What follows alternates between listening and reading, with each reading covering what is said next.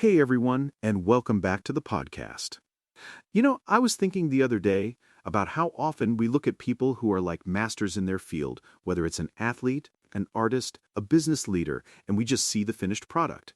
We see the effortless execution, the undeniable success. Oh, absolutely, John. It's so easy to fall into that trap, isn't it?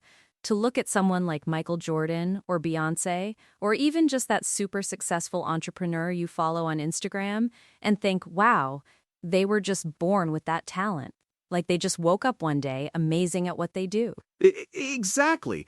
And that's where I think we often get it wrong, and it can be so demotivating. Because the truth is, every single one of those champions, every single expert we admire, they all started in the same place as us. They were beginners, uncertain, inexperienced, probably a little clumsy, and definitely learning. You hit the nail on the head.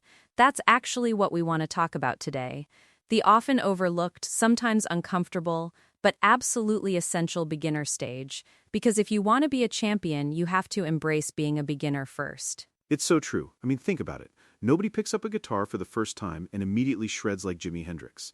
Nobody steps onto a basketball court for the first time and instantly dunks from the free throw line. It's a process, a messy, sometimes frustrating process. And that messiness, that frustration, that's where so many people quit, right?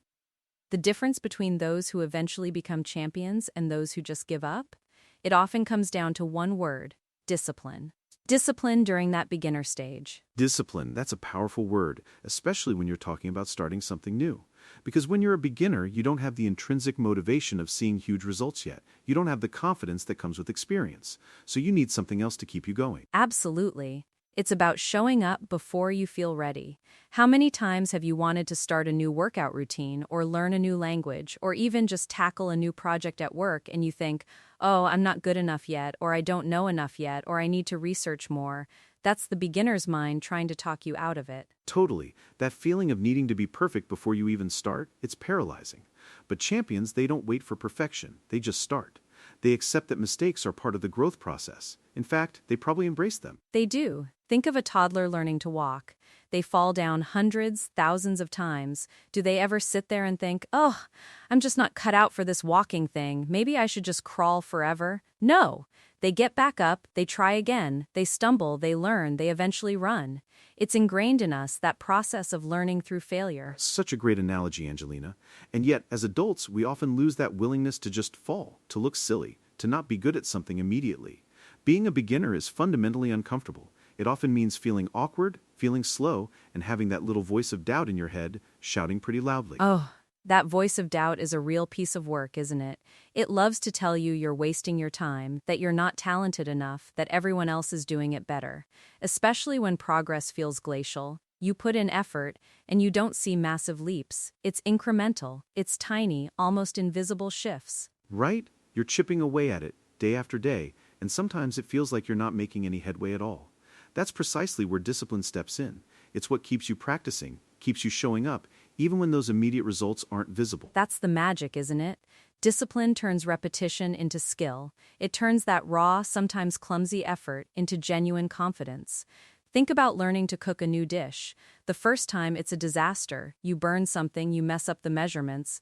The second time, maybe it's edible. By the 10th time, you're doing it without even thinking, and you feel good about it. And the confidence comes not from being perfect on day one, but from the cumulative effect of all those small, consistent actions, from the sheer act of showing up again and again.